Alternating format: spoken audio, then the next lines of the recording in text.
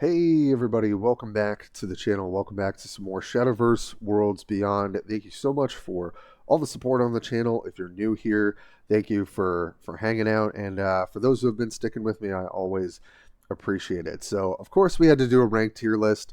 I know that there are tons of these videos, and I think the meta is generally pretty figured out. So, there's some stuff here I'm sure you'll be able to predict.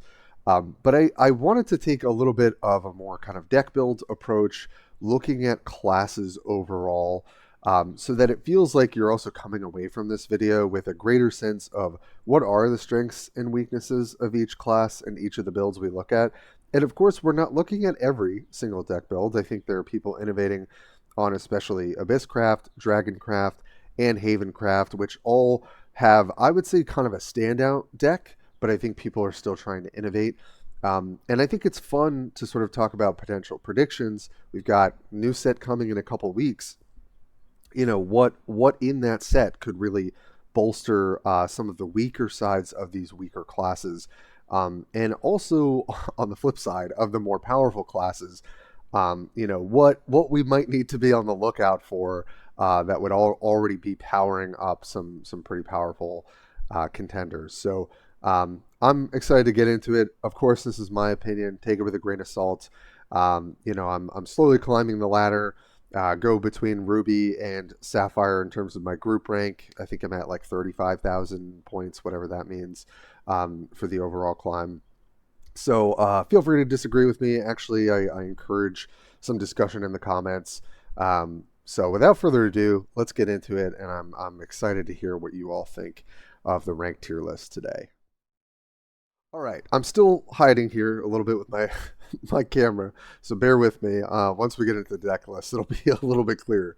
But for the tier list grading system, this is how I have always approached it. I have thought about tier lists for many a card game and talked about them.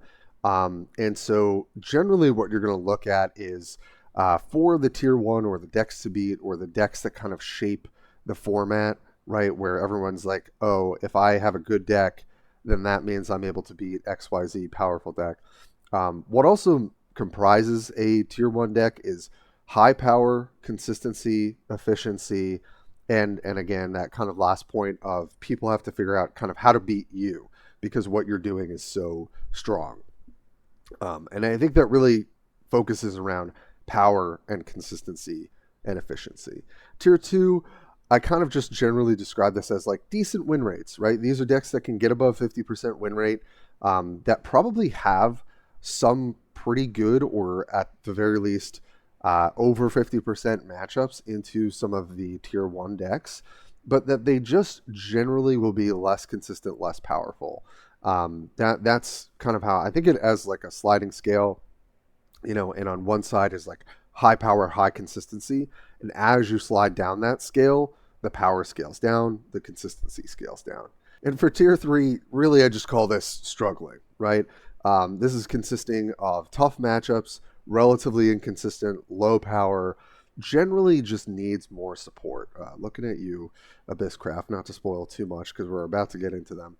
But you can kind of see how they're designed, what they're supposed to be doing, but that it just doesn't really make sense with the current card pool in comparison to some of these other higher power, higher consistency, you know, maybe just more streamlined strategies for a particular class. So this is kind of what I would keep in mind, and obviously I'll kind of refer to these tiers as we go on. But this is my system, and I'd be interested to hear, you know, any differences in opinion on how to rank these. But other than that, let's get into the builds. So here we are with Abysscraft, starting at the bottom here, and hopefully in the future will work their way up. This is sort of like an aggro-y mid-range version to play Abysscraft. I generally think that that's the way to do it. I don't really think the game plan is 8-9 play points trying to play out your Kerberos and hoping that that's going to be enough to sort of not just stabilize but end the game. I really think where this class shines is if it gets on board and it keeps you off board, then it's going to get really hard, especially if they have any board advantage when Kerberos hits. Can this win games? Can this get above 50% win rate? Sure. I look up win streak decks all the time for different classes in Abysscraft. I've seen some really interesting builds that I'll probably be trying on the channel. The problem, I think, again, from a design standpoint, is there's a lot of like taking damage to do things, right? Like Rage of Serpents, for example, deal 3 to anything for 2 play points is pretty powerful, but you take 2. And for cards like Darksteel Demon, right, you're dealing damage to yourself to draw cards. There's just a lot of stuff where you're like, okay, I think there's something here, like whether with the lifesteal mechanic, or rather life drain in this game, that you're supposed to like hurt yourself and sort of be aggressive, and then you gain that life back, and there is some life gain here and there. That overall kind of like identity for the class just doesn't really work well. And I imagine as we see more cards, this will become a more cohesive, aggressive strategy. And maybe we'll see other archetypes within Abysscraft as well. But sadly, they are definitely at the bottom of the tier list. All right. Unfortunately, another, I think, overall loser and a faction that you can see again what it's doing. I think the whole thing of, you know, the amulet artifact idea where like you invest a little bit of play points early, it sits there, you develop other stuff, then it comes into play, which is really powerful in a game like this, because in Magic, especially with my background, when you could basically set things up that your opponents can't interact with and then get those payoffs, it can really put your opponent in a very difficult position where they either have to completely out pressure you, or they have to have like the exact right sequence to line up into your threats. So I think Havencraft from a design standpoint is really interesting, and I generally feel they will become higher and higher in the tier list the more and more efficient removal and efficient bodies that they get, because the more you can kind of manipulate the flow of the game, which I think Havencraft actually can do quite well, the stronger they will become. And so, unfortunately, I don't really think they've got the tools quite yet. I think they can have rather clunky draws. They have to kind of lean into their legendaries pretty heavily.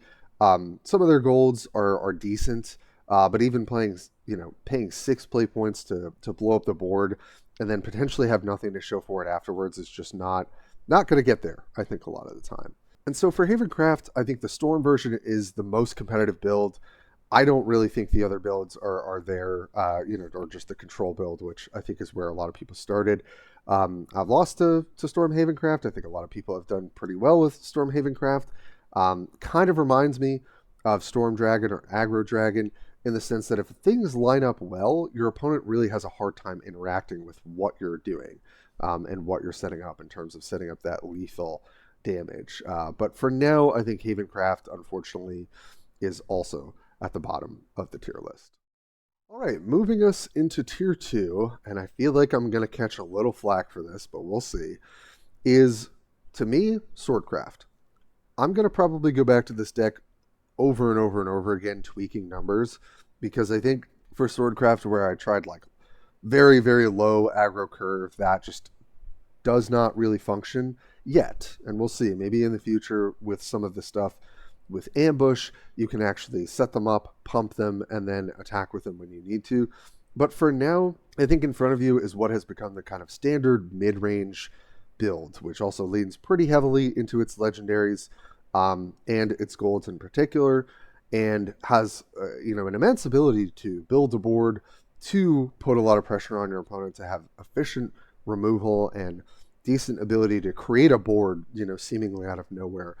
But I think where this deck struggles is a little bit in reference to some of the top decks. And one of the decks we'll talk about toward the end of the video, I think just absolutely crushes this matchup. And so for Swordcraft to move up, I think they need more threats that are harder to interact with, or more aggressive options that have a higher efficiency or a higher power.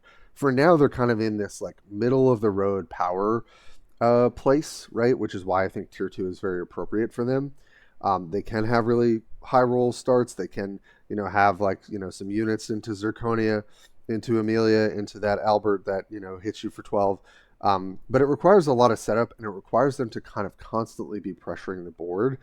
And I just think that they struggle into some of the top tier decks They can definitely beat up on the tier 3 decks. I think they can beat up on, their other 2-tier counterpart we're about to talk about. But generally, I've been kind of underwhelmed with this deck, even though I think a lot of people favor it, and I think it has proven itself to some degree. And maybe this deck, can do decently well on ladder. Maybe it's even better suited for a tournament environment where you can kind of tech certain things in and out. But for now, I think Swordcraft is pretty solidly tier 2. Here's where I think people might disagree with me, and I can kind of understand why.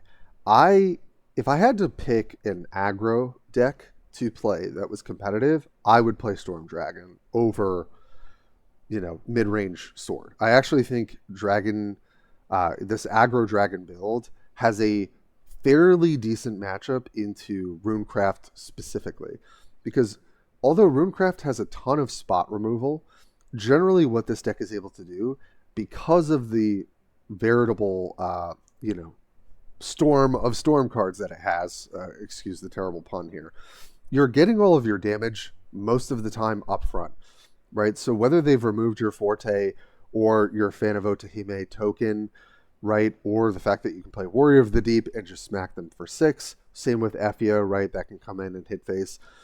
Even if the things that you're playing are dying, you're pushing damage, right? And that's something that Sword doesn't have access to. They don't really have efficient or good storm cards, right? There's the 1-drop. There's also, I think, the 8-drop card. I might be forgetting about some other ones. But I think this is actually the premier aggro strategy in the current metagame because of how little interaction with this deck matters. It just does what it does, very streamlined. And I would consider this kind of like the top of tier 2 when we compare just like Dragoncraft and Swordcraft. The matchup spread maybe at points could be a little bit in favor of Swordcraft, but I think because this Dragoncraft build does fairly well into Runecraft, and also I find that it can also run over Portalcraft. I just think that you have to work a little bit harder as Swordcraft to play into some of these kind of more controlling decks, whereas the aggro Dragoncraft has a pretty streamlined game plan. It can brick, it can get clunky draws, it happens, and I think I'm still kind of thinking about if I want to tweak this build a little bit. But generally speaking, I'm fairly okay with seeing those, matchups like Portalcraft and Runecraft. So I think Dragoncraft aggro is solidly tier 2. I think ramp is solidly tier 3 below. That's why we're not really talking about it today, because I kind of just want to talk about what I feel is the best deck for the class.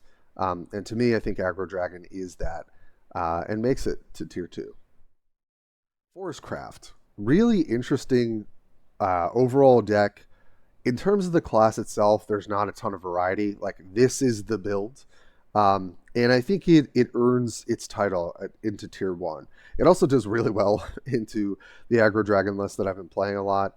I think it just kind of does well into, I guess, probably everything but Runecraft. It really punishes your opponent if they have clunky draws. You can outswing the most aggressive matchups because of the scalability of how much damage you can do. Glade in particular, the air freshener, just always impresses me. The fact that it can kind of refill your hand, kill your opponent's board, and keep going, set up into those crazy roach turns. There's, kind of those memes going around. It's like, I'm at 20 life and I have 2 wards. Oh, I'm dead to roach, right? This deck just does what it does really, really well.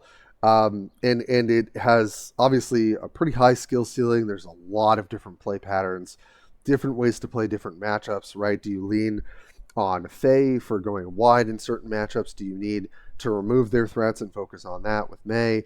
Do you have to make sure you have a Lily in your opener? Do you have to make sure you've got Bale in your opener or Glade? And then obviously all the different sort of play patterns that come up with the deck.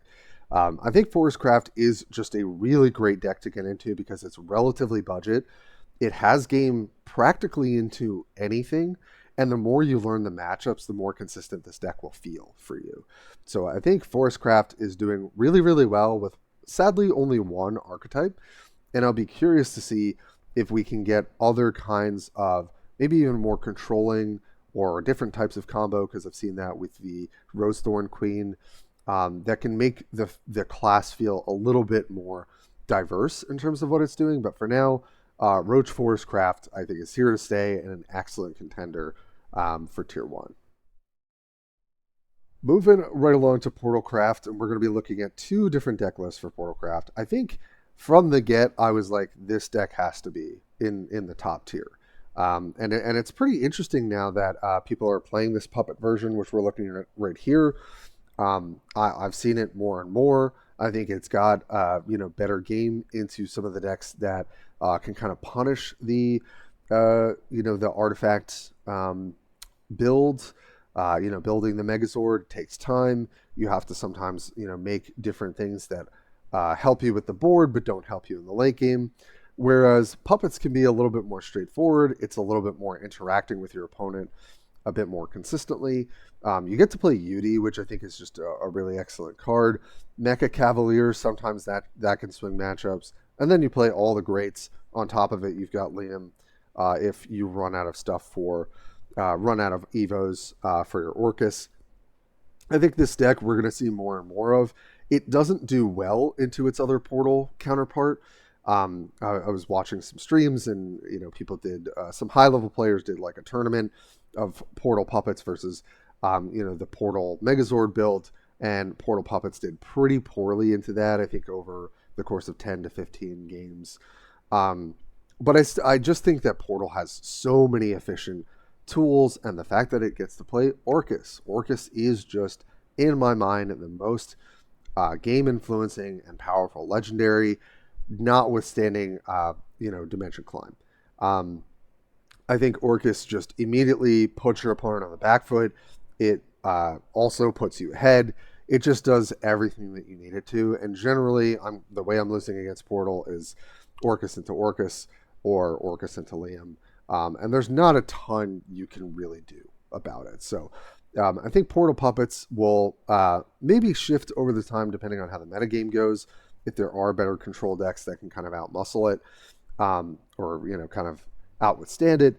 But for now, I think it earns its place at Tier 1. All right, and on to the classic kind of Megazord build for Portal, where you're trying to stay in the early game, putting pieces together. Maybe you're running your sweet one of Ancient Cannon. And these are, I should have said this earlier, these are all deck lists that if I was going to put these decks on ladder, this is roughly what I would be playing. I think that, again, you get to play Orcus. Ralmia also can be really backbreaking at times, but I think Orcus, again, is just still really, really efficient. Sylvia allows you to get to the late game, same with Alouette. I will say this deck really leans heavily, especially into the aggro decks, on Alouette. If you don't have that, plus the particular, the motorbike that does 3 damage to everything in play on your enemy's board, then that matchup, you can get run over as Portalcraft. So I think that this is still probably, I would give this build the edge, because I think if you tweak the numbers and play around with it a little bit, I've seen more copies of Stream of Life, more copies of Medical Grade Assassin, a little bit of Rukina, which might seem very whatever on its face, but if you don't need to bullet from beyond and you actually would like to have 2 bodies on that Evo turn to take out whatever your opponent's aggressing you with, I actually think it's pretty good. So I think that this is the build that I came into the game dreading to play against because it felt so efficient. Over time, I've realized that they actually can have quite clunky draws and can fall behind or kind of just not get the pieces that they need.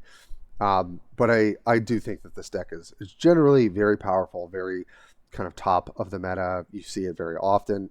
And we'll see how that changes as Portalcraft gets more cards. I feel like this class is already in a very good position with a wealth of efficient removal and efficient bodies all the way up the curve. And if they get even more efficient, then they might be able to outmuscle the last deck we'll talk about today. Well, there is a little bit of a secret tier here, and I think it's pretty well earned by Runecraft with the spell boost builds. And there's a little bit of variety, but I think generally what you're seeing here on your screen is probably what you're playing against. Runecraft, I think, has earned S tier. It is just doing things that feel really insane. It's like when you're playing it, you're maybe not noticing that your William's hitting for like 22 on on like your 7 play point, 8 play point turn, or that you're playing a Blaze Destroyer on 5 energy behind, an Anangrea. This deck just is an absolute monster.